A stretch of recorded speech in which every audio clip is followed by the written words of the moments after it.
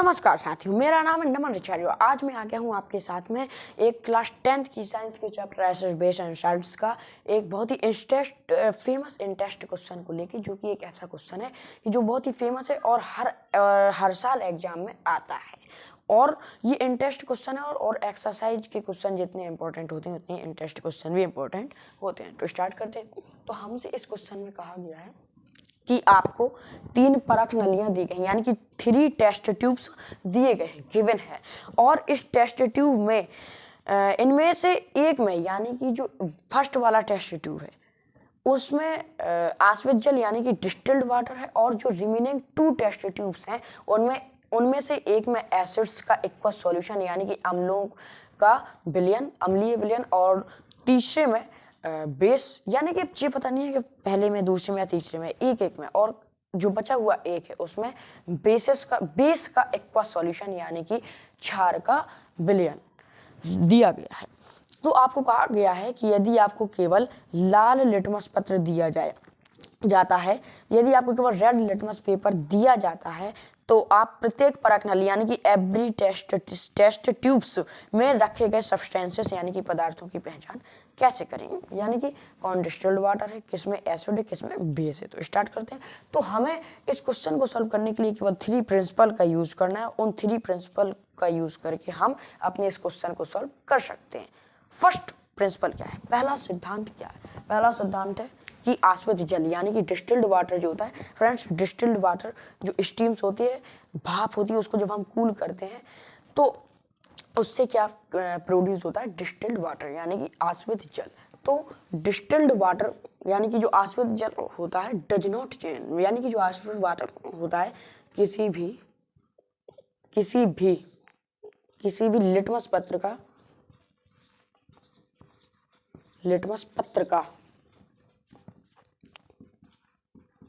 रंग परिवर्तित नहीं करता है, पहला सिद्धांत, फर्स्ट पॉइंट, परिवर्तित नहीं करता है। ठीक है, फर्स्ट पॉइंट, यानी कि distilled water does not change to colour of litmus paper, यानी कि फिर वो लिटमस पेपर चाहे नीला लिटमस पत्र हो यानी कि ब्लू लिटमस पेपर हो, या फिर चाहे वो लाल लिटमस पत्र यानी कि रेड लिटमस पेपर हो, वो कलर चेंज नहीं करिएगा। ठीक है। और जो दूसरा पॉइंट है वो है कि अम्ल यानी कि जो एसिड्स होते हैं वह केवल नीले लिटमस पत्र यानी कि ब्लू लिटमस पेपर को, नीले लिटमस पत्र यानी कि ब्लू लिटमस पेपर को लाल लिटमस पत्र में परिवर्तित करता है। यानी कि जो एसिड्स है वो ऐसा नहीं है कि हम यदि उसमें रेड लिटमस पेपर को डालें तो वो रेड को ब्लू में कर देगा, नहीं, बल्कि वो केवल ब्लू लिटमस पेपर को रेड लिटमस पेपर में चेंज करता है। दूसरा सिद्धांत। अब तीसरा सिद्धांत क्या है कि जो बेस होते हैं यानी कि जो क्षार है, क्षार यानी कि अम्ल यानी कि एसिड्स, और क्षार यानी कि बेस, तो जो बेस होते हैं वो केवल लाल लिटमस पत्र को यानी कि रेड लिटमस पेपर को नीले में परिवर्तित करते हैं। ठीक है, ये तीसरा सिद्धांत, नीले में परिवर्तित करते हैं, ये तीसरा सिद्धांत है।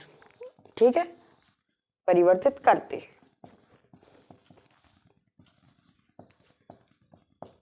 ठीक है। अब हमें क्या दिया गया था, क्वेश्चन में बोला गया था कि यदि आपको केवल लाल लिटमस पत्र दिया जाए यानी कि केवल रेड लिटमस पेपर दिया जाए, तो हमने उसी दिए गए रेड लिटमस पेपर को डाला उन तीनों टेस्ट ट्यूब्स में। अब हमारे पास टेस्ट ट्यूब्स नहीं है तो हम सबसे पहले बनाएंगे क्या, मेड करेंगे टेस्ट ट्यूब्स। तो हमारे पास हमने कौन सा बनाया, पहला टेस्ट ट्यूब्स। ठीक है, पहला टेस्ट ट्यूब्स, इसको हमने नाम दे दिया ए टेस्ट ट्यूब्स। ठीक है। और दूसरा जो टेस्ट ट्यूब है हमारे पास वो है B test tubes, B test tube. और तीसरा जो हमारे पास टेस्ट ट्यूब्स है वो कौन सा है, see test tubes, third test tubes. ठीक है, ये तीनों टेस्ट ट्यूब्स हैं। अब हमने इनमें फर्स्ट टेस्ट ट्यूब में हमने डाला किसको, रेड लिटमस पेपर को, यानी कि लाल लिटमस पत्र को, रेड लिटमस पेपर को हमने किसमें, पहले वाले टेस्ट ट्यूब में डाला।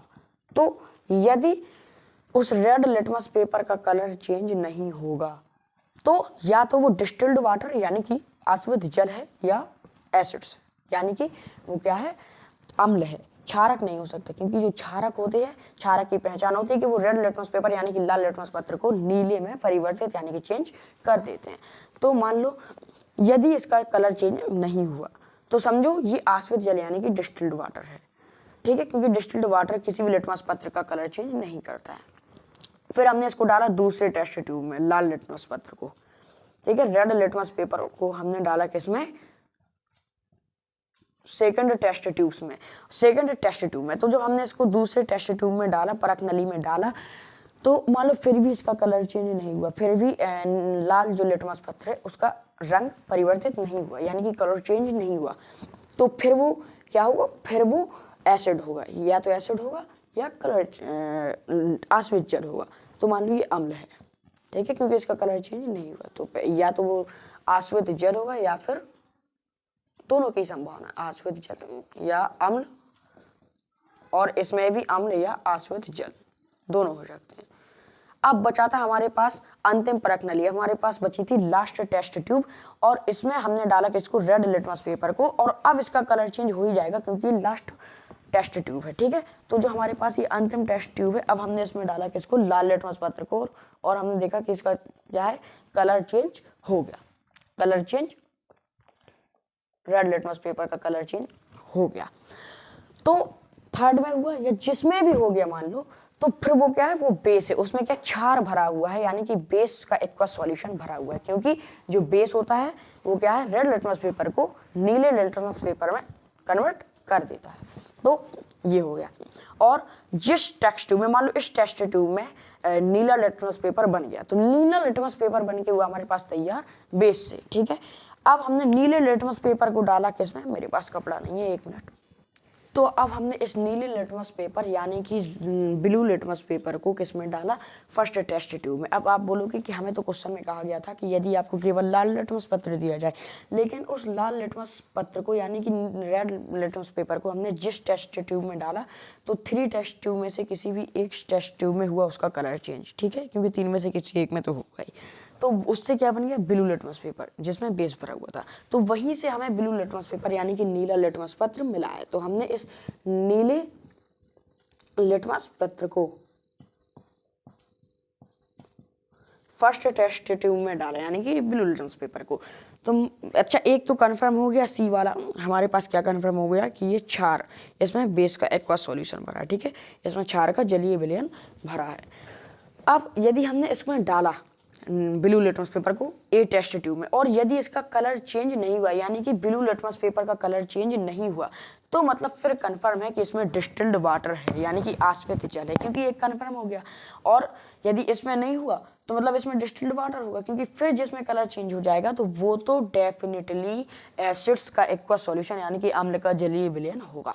तो मान लो हमने इसमें डाला फर्स्ट टेस्ट ट्यूब में, यानी कि ए टेस्ट ट्यूब में, यदि इसका कलर चेंज हो गया तो समझो इसमें क्या है, अम्ल का जलीय विलयन यानी कि एसिड्स भरा हुआ है, एसिड्स का एक्वस सॉल्यूशन। और यदि इसका कलर चेंज नहीं हुआ, ये नीला ही बना रहा, तो फिर इसमें क्या है, कन्फर्मली पूर्ण रूप से क्या है, निश्चित ही डिस्टिल्ड वाटर, डिस्टिल्ड वाटर यानी कि आश्वित जल भरा हुआ है, ठीक है। मान लो नहीं हुआ, और अब हमने डाला इसको बी टेस्ट ट्यूब में। अब यदि इसका कलर चेंज हो गया तो समझो इसमें क्या, एसिड्स का एक्वस सॉल्यूशन यानी कि the aqueous solution of the acids यानी कि अम्ल का जलीय विलयन भरा हुआ है, अम्ल का जलीय विलयन, ठीक है। तो अब हमारे कन्फर्म हो चुका है कि 3 सिद्धांतों की मदद से हमने कैसे इस क्वेश्चन को सॉल्व किया। कि सबसे पहले हमें लाल लिटमस पत्र दिया गया था, हमने डाला उन तीनों को एक एक करके, जिसमें कलर चेंज हो गया यानी कि लाल लिटमस पत्र से वो नीले लिटमस पत्र में परिवर्तित हो गया, क्या है वो, बेस यानी कि क्षार है। उससे नीला लिटमस पत्थर में मिला, फिर हमने उस नीले लिटमस पत्थर को किस में डाला, इन तीनों में एक एक करके। मान लो जिसमें उसका कलर चेंज हो गया, किसका, नीले लिटमस पत्थर का लाल में परिवर्तित हो गया, समझो उसमें क्या है, अम्ल का जलीय विलयन यानी कि the aqueous solution of the acids भरा हुआ है। ठीक है, तो हमें दो तो कंफर्म। अब डिस्टिल्ड वाटर कैसे, जब दो में एसिड्स और बेस कंफर्म हो जाएंगे तो फिर तीसरा जो बचेगा उसमें क्या होगा, डिस्टिल्ड वाटर यानी कि आश्रित जल भरा होगा। आश्रित जल, जो कि आश्रित जल क्या है, ऐसा जल जो किसी लिटमस पत्र का कलर रंग परिवर्तित नहीं करता, यानी कि कलर चेंज नहीं करता। तो मेरे ख्याल से आपको ये क्वेश्चन क्लियर है और मैंने फिर से इसको एक बार रिवाइज करा दिया। नमस्कार। तो अब हमारा दूसरा क्वेश्चन है, तो हमारे सामने आ चुका है नेक्स्ट क्वेश्चन, जो कि एक इंटेस्ट क्वेश्चन है। क्या है, एक इंटेस्ट क्वेश्चन है क्लास 10th की साइंस की, उस एनसीईआरटी बुक का। तो पिछले क्वेश्चन की तरह हम इस क्वेश्चन को सॉल्व करते हैं। इस क्वेश्चन में क्या कहा गया है कि यदि हम धातु के साथ अम्ल की अभिक्रिया कराएंगे तो अम्ल अभिक्रिया यानी कि रिएक्शन होने पर सामान्यतः कौन सी गैस निकलती है। मेनली बोला यह गया है कि यदि मेटल के साथ एसिड की रिएक्शन कराएंगे तो जनरली कौन सी गैस रिलीज होगी, कौन सी गैस रिलीज होगी। तो हम क्या करेंगे कि, और इसकी आगे भी क्वेश्चन दिया गया है। अभी ये क्वेश्चन जो ये मैंने डॉट डॉट लिखे, मतलब अभी ये क्वेश्चन पूरा नहीं मैंने लिखा है, और इसके साथ कहा गया है कि एक उदाहरण के द्वारा समझाइए, यानी कि एक एग्जाम्पल के थ्रू समझाइए, और हम इसकी पहचान कैसे करेंगे, यानी कि इस गैस की प्रेजेंट की जांच हम कैसे कर सकते हैं। तो स्टार्ट कर लेते हैं। तो सबसे पहले हम आंसर में क्या लिखेंगे, एक एग्जाम्पल भी फिर हम देंगे। पहले आप देखिए, जब भी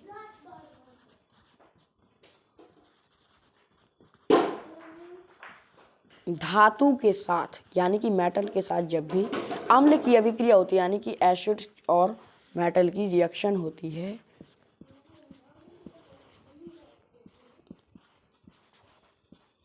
when the metal reacts with the acid, अभिक्रिया होती है, तो सदैव कौन सी गैस निकलती है, H2 गैस निकलती है। हाँ, H2 गैस रिलीज होती है। तो हम इसको ऐसा लिख दें, या फिर दूसरा फॉर्म क्या है, अथवा हम इसको ऐसा भी लिख सकते हैं कि H2 और ऊपर की तरफ साइन बना दी, यानी कि ये गैस बन के ऊपर उड़ेगी। ठीक है, तो जब भी हम अम्ल की अभिक्रिया कराते हैं, किससे, एसिड से, ठीक है, तो अम्ल की अभिक्रिया जब हम धातु से कराते हैं तो H2 गैस सामान्यतः निकलती है। और हमसे कहा गया है कि एक उदाहरण देकर बात कीजिए, एक उदाहरण देकर हमें समझाइए।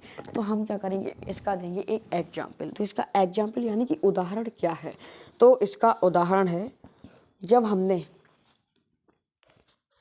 जिंक प्लस सल्फ्यूरिक अम्ल यानी कि सल्फ्यूरिक एसिड, अच्छा चूंकि जिंक क्या है, जिद्द से जी मेटल, जिंक जो है एक मेटल है, जिंक एक धातु है, और सल्फ्यूरिक एसिड क्या है, एक एसिड है, हाइड्रोजन सल्फाइड। ठीक है, तो मेटल और एसिड यानी कि धातु और अम्ल की हमने क्या कराई, अभिक्रिया। हमें मिलेगा क्या, zinc sulphate plus H2 gas मिली ना हमें, H2 गैस। तो हम इसको गैस लिख दें, या जो मैंने ये बताया था एक कर दें, एक ही बात है। ठीक है, लिख सकते हैं। तो H2 गैस हमें क्या मिली, H2 गैस। तो हमने जब धातु के साथ अम्ल की अभिक्रिया कराई तो हमें क्या मिली, H2 gas plus zinc sulphate मिला। अच्छा, अब हम इसको प्रयोग के द्वारा कैसे समझ सकते हैं, तो इसके लिए हम लेंगे नीला मार्कर।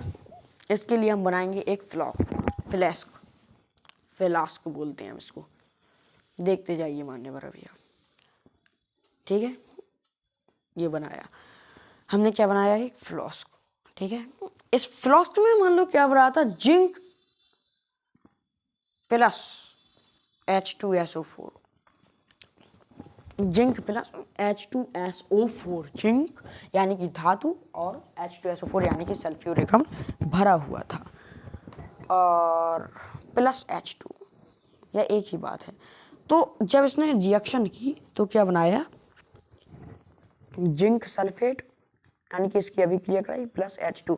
इस फ्लास्क कहलाता है कांच का टुकड़ा, ठीक है, कांच का बर्तन। तो इस फ्लास्क के अंदर ही अंदर इसने क्या की, अभिक्रिया यानी कि रिएक्शन, और फिर इसने क्या बनाया, इसने बना लिया जिंक सल्फेट प्लस H2 यानी कि हाइड्रोजन गैस।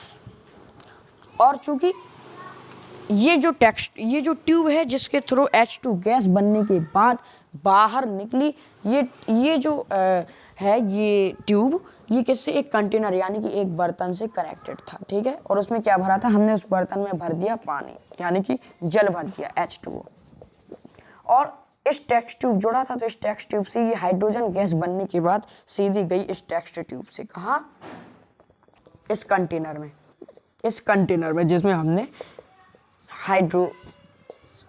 जिसमें हमने जल भरा था यानी कि H2O भरा था। रुक जाओ आ रहे। तो हमने क्या किया कि इसमें डाला H2O, और जब हमने इसमें H2O डाला तो चूंकि हाइड्रोजन गैस बनके ऊपर उड़ने लगी, क्योंकि ये बहुत ही लाइट वेट की होती है। ये जो H2O होती है ये वाटर में डालने के बाद लाइट वेट की हो जाती है यानी कि हल्के वजन की। तो ये ऊपर इसके बबल्स, जो ये हाइड्रोजन गैस के बबल्स हैं, ये ऊपर की तरफ उठे। H2 है, ये सारे क्या है H2, ये H2, ये H2, ये सारे क्या है H2 है ये, ठीक है मनवर। तो अब ये H2 को, अब इसमें कहा गया है हमें इसके आगे इस प्रश्न में कि हम इसकी पहचान कैसे करेंगे, तो हमने पहचान करने के लिए क्या किया कि, एक मिनट मैं थोड़ी इसको आगे कर लूँ, ठीक है। तो क्या किया पहचान के लिए हमने कि जिस वक्त ये H2 लाइट वेट की होकर या बहुत ही गर्म होकर ये इसके बबल्स उड़ेंगे, उसी टाइम हम एक कैंडल को, कैसी कैंडल को, बर्निंग कैंडल को यानी कि जलती हुई मोमबत्ती को इसके पास ले गए। किसके पास ले गए, इस H2 गैस के पास। तो क्या हुआ, फट फट, 3-4 बार है ये शब्द, फट फट। तो फट की यानी कि पॉप की ध्वनि निकली, किसमें से, इस H2 गैसेस में से। तो हमसे कहा गया था कि हमें ये समझाओ कि धातु के साथ आम्लकीय अभिक्रिया होने पर सामान्यतः कौन सी गैस निकलती है, तो वो है H2 गैस। और हमसे इस क्वेश्चन में आगे कहा गया था कि उदाहरण दो, तो हमने जिंक सल्फेट का उदाहरण दिया, जिंक प्लस H2SO4 यानी कि सल्फ्यूरिक एसिड। और हमने इसकी पहचान की कि बर्निंग कैंडल यानी कि जलती हुई मोमबत्ती को हम जब इसके पास ले जाएंगे तो ये पॉप यानी कि फट की ध्वनि निकलेगी। तो ये क्वेश्चन भी पूरा हुआ, और अगली क्लास में मिलते हैं pH स्केल की वीडियो के साथ और एक पॉजिटिव डोज। जीवन में अंतिम सांस तक प्रयास कीजिए, या तो लक्ष्य हासिल होगा या अनुभव, और दोनों ही अमूल्य चीजें। नमस्कार।